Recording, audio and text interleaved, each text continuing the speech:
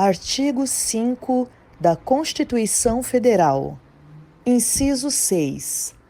É inviolável a liberdade de consciência e de crença, sendo assegurado o livre exercício dos cultos religiosos e garantida, na forma da lei, a proteção aos locais de culto e às suas liturgias.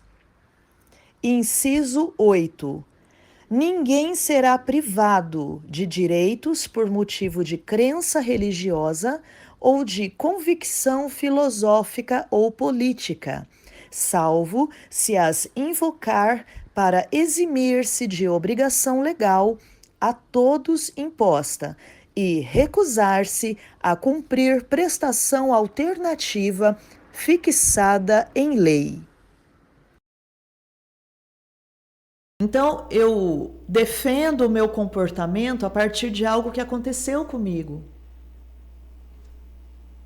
Só que o que eu quero trazer hoje aqui é o porquê, queridos, que nós temos entrado em determinadas crises. O porquê. Quando nós vamos mapeando mais a fundo, o porquê que nós estamos naquele momento da nossa vida, naquele quadro específico, no dia que se chama hoje. Por quê? Por quê? E aí nós temos que ter a coragem de darmos uma segunda olhada e olharmos à luz da palavra, porque a palavra não mente, ela sempre vai nos mostrar o porquê. E junto com o porquê, o Senhor ele não vai trazer condenação. Aí, a partir daí, ele quer trazer libertação, salvação, reconstrução. Deus, ele tem prazer em reconstruir a vida das pessoas. Por isso enviou Jesus. Hoje eu falava com um jovem, né? Ele me perguntou, o que eu tenho para dar para Deus, afinal? Por que Deus quer que eu esteja na presença dele? Eu falei, bom, para começo de conversa, porque nós somos feitos à imagem e semelhança dele. E não são os opostos que se atraem, são os iguais. Então ele quer, porque nós somos a imagem e semelhança dele, ele nos quer para ele na presença dele. Mas não apenas isso, ele pergunta, o que eu tenho para dar? Mas assim, num tom, eu não tenho nada para dar para Deus. Quem sou eu? Né? Realmente, nós de nós mesmos, da natureza humana, caída, adâmica, nós não temos nada para dar para Deus. Só que no momento que Deus quer algo de nós, ele já... Para que ele receba algo, nós temos que entender que ele já derramou antes algo dele para nós. Ele nos pede porque antes ele derramou. Nós o amamos porque ele nos amou primeiro. Então, tudo parte dele primeiro. Não há nada que ele possa pedir que ele já não tenha nos dado antes. Isso é muito real, é muito verdadeiro. Né? Até um pregador, muito amigo nosso, diria o quê? Se Deus pede para você voar, ele já entregou a asa, ele tem a asa preparada, ele nunca vai pedir voe mais alto. Até porque a Bíblia diz, aqueles que esperam no Senhor voarão com águia como asas como de águia. Então, para que eu possa receber essa asa, eu preciso aprender a esperar em Deus, a buscar a face dele. Só contribuindo, Charles Finney dizia, se Deus, a graça sobre a graça, né? Se Deus exigisse que você voasse, ele te daria asas e prazer em voar. Ainda tem mais, né? Ainda tem o prazer. Que é quando as pessoas falam, a vontade de Deus é tão difícil. Não é? Ela é difícil quando existe a nossa luta contra a vontade de Deus, quando nós mesmos lutamos contra a vontade de Deus para estabelecermos a nossa. E por que essa luta ela é desleal? Porque Deus é maior do que nós, muito maior. Então nós estamos lutando com alguém muito maior que nós. E vai chegar um momento que nós vamos perder a força, porque não tem como lutar contra Deus. Não existe como. Né? Não tem, é algo desleal, desproporcional, vamos dizer assim. Não tem como. É desinteligente da nossa parte lutarmos contra Deus. Mas nós lutamos porque lutamos contra a vontade dele para que a nossa subsista. Só que a palavra estabelece que a vontade de Deus ela é boa, perfeita e agradável. Ao contrário disso, ela não é boa, ela é má. ela não é perfeita, ela é falha. E ela não é agradável, ela é totalmente desagradável. Então, nós lutamos para viver a nossa vontade e começamos a ir para outra esfera, de algo que é mal, imperfeito e desagradável. E isso começa a refletir na nossa vida diária.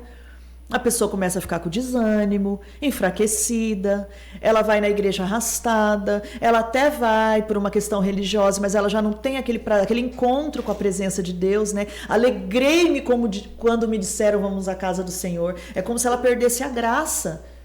Por quê? Porque ela está lutando contra a vontade de Deus, que é boa, perfeita e agradável. Mas nós não vamos falar nisso, mas precisamos ter falado sobre isso.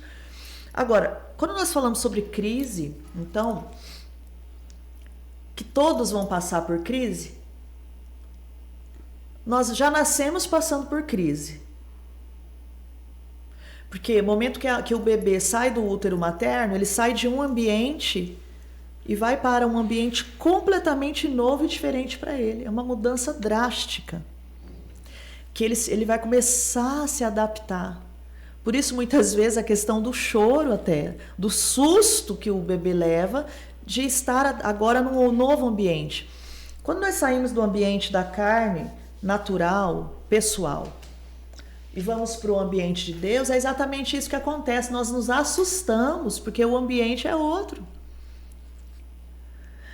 É tudo novo, é tudo diferente. Não é nada parecido com aquilo que eu vivia, com aquilo que eu vivo. O ambiente de Deus, do Espírito é um, o ambiente da carne do homem é outro. Então vai haver aí uma mudança para um novo ambiente, que eu preciso não só me adaptar, eu preciso entender, reconhecer e aceitar que agora, porque eu nasci de novo, eu preciso viver nesse ambiente novo. Porque eu nasci de novo, agora é tudo novo, é novidade de vida. Então, o nascer de novo, então é tudo novo agora, é um novo ambiente. E eu sou então nova nisso tudo, eu preciso aprender sobre isso. Entender que eu não sei, que eu não conheço. E aí vem a outra situação, pastor Márcio. Quanto mais anos de igreja eu tenho na presença de Deus na igreja, eu acho que eu estou muito informada acerca das coisas de Deus. Que é a dificuldade que Deus tem muitas vezes de trabalhar na vida do cristão. Ele sai da inocência do primeiro amor, ele sai da inocência de ser como uma criança que está aprendendo tudo e ele já acha que sabe tudo agora. E aí ele vai entrando em muitas crises, né? A psicologia diria que existem várias crises. Desde a existencial, crise de identidade, a pessoa não sabe quem é. E muitas vezes isso vai para a vida espiritual, ela tem uma crise de identidade, agora ela não entendeu que agora ela é uma filha de Deus, ela é serva do Deus Altíssimo. Ela é outra pessoa agora, deveria ser, né? Crises financeiras, as pessoas passam crises na saúde. O cristão também, ele está sujeito a todas essas crises, a tudo isso. Agora, nós vamos para a raiz da palavra crise, que eu gostei muito porque ela vem do grego, né? Então eu já me interessei muito por isso, que a palavra crise vem do grego e existe um significado por detrás da palavra crise. E a palavra crise significa no grego mudança. Interessante. E muitas vezes as pessoas não atentam para isso. Eu estou passando por uma crise, mas o que é uma crise? Uma crise é um período de mudanças, muitas mudanças. Só que mudança gera transtorno. Você já viu quando eles estão trabalhando nas ruas da cidade? Desculpe-nos o transtorno, estamos em obras, estamos trabalhando. É exatamente isso. É um transtorno. Quando você muda de casa, é um transtorno. Você embala tudo, desembala tudo.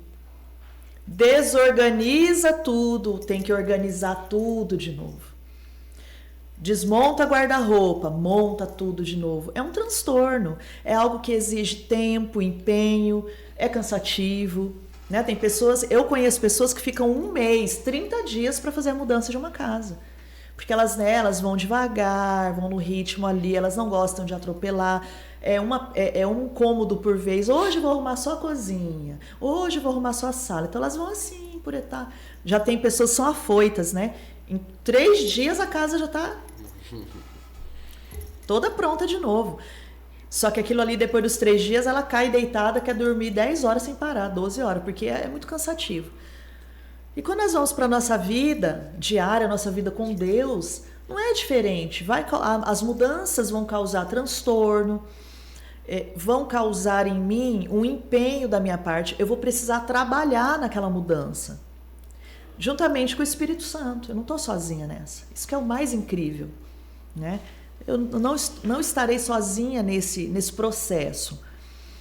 Agora, quando eu falo que crise é mudança, e isso até me assusta um pouco, nós vamos hoje para dentro da palavra de Deus, uma pessoa que passou uma crise incrível. Mas o porquê que ela passou aquela crise? Que a própria palavra vai nos mostrar. Porque, como eu disse no início, nós temos muita dificuldade em reconhecermos que determinadas crises que eu estou passando, eu mesma trouxe para a minha vida. Por uma falta de decisão correta, uma escolha errada, uma escolha precipitada. Quando eu deixei de ouvir o conselho de Deus, quando eu deixei de ouvir um conselho muito bom, mas eu me assentei a partir daí e ouvi o conselho do ímpio, e aí entrei numa crise terrível, né? A pessoa vai lá, será que eu compro essa casa? Aí ela, ao invés de orar para Deus, Senhor, essa casa, o Senhor está nesse negócio, o Senhor quer que eu adquira esse bem, a tua unção está aqui, esse lugar é para mim. Não, ela vai e vai fazer uma pesquisa no mercado imobiliário primeiro. Se eu comprar essa casa agora, pagar 500 mil, daqui tanto tempo vai valer 1 milhão? Fulano, você comprou uma casa esses dias, o que você acha de eu comprar nesse bairro? Mas a pessoa tem temor de Deus, tudo que ela faz é do jeito dela, no sistema dela, natural, humano, racional. Mas o cristão vai e pergunta para o ímpio. Aí ele vai e compra. Dali na frente começa. A casa tinha um monte de problema de estrutura, que é o que eu falei aqui no início, infiltração, vazamento, problema na rede elétrica, um monte. Ela era uma casa mal organizada estruturalmente, a copa era para estar aqui, está lá, mas ela achou muito bonito, o bairro muito bom, tinha porcelanato, né? Tinha revestimento na parede. Ela falou, uau, é isso aí, box no banheiro. Ela falou, casa tá pronta, vou comprar. Começa um monte de problema. Ela pagou 500 mil, daqui a pouco para reformar ela vai gastar mais 200. Daqui a pouco para vender ela vende por 400, porque ninguém quer pagar o que ela já investiu também na casa. Uma crise terrível, ela fica muito chateada, mas se ela for fazer o mapeamento, ela vai olhar que lá atrás ela não orou pedindo a direção de Deus. E eu estou falando aqui com cristãos hoje. Ela não orou, ela não teve o temor devido para pedir o conselho e a direção de Deus. Ela simplesmente atropelou tudo, todos, fechou o negócio, entrou numa crise financeira, porque até agora ela entrou numa crise financeira. Porque para ela ficar na casa, ela vai ter que gastar 200 mil. Se ela não quiser ficar na casa, ela nunca vai pegar 500 mil, porque a pessoa inteligente vai entrar na casa, vai olhar e falar, olha, desculpa, mas não vale, eu vou ter que investir, viu? Porque ela tá cheia de problema a tua casa. De 500 ela vai, no máximo, se ela conseguir 400 é o máximo. Já perdeu 100 mil aí. Hoje que ninguém quer perder R$1.000, imagine 100 mil.